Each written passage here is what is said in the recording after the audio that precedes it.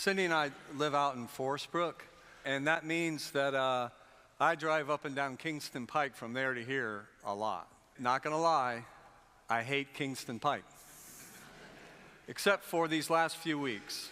I've kind of even enjoyed it a little bit. Have you seen those banners outside? They're all over on that road on Kingston Pike that say, love your neighbor.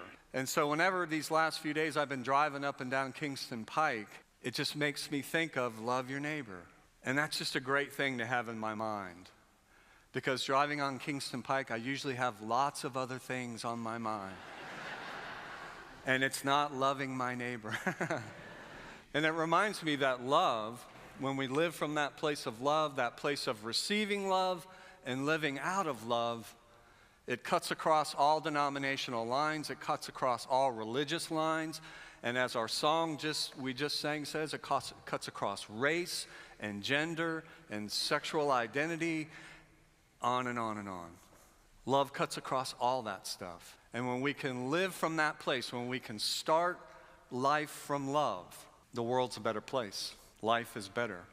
Because loving your neighbor as yourself has an effect on the person loving, has an effect on the person receiving love, and has an effect on the people watching.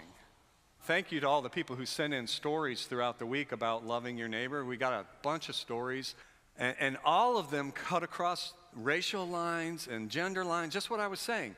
And to say that love makes a huge difference. It makes such a huge difference that somehow or another, each one of us has to figure out a way to practice it, because love is a practice, right? And I've said this to you before, and then one of my favorite spiritual teachers taught me this.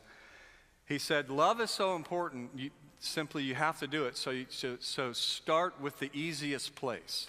Ideally, it's starting with yourself, but sometimes I know for me, that's not the easiest place. Start there and then go out. And what he would say to me is, and if you can't love a person today, then love your dog. And if you can't love your dog, love your tree. And if you can't love your tree, come see me. No.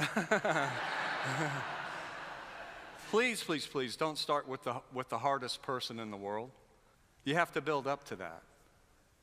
But whatever you do, love. Because it has an impact beyond you.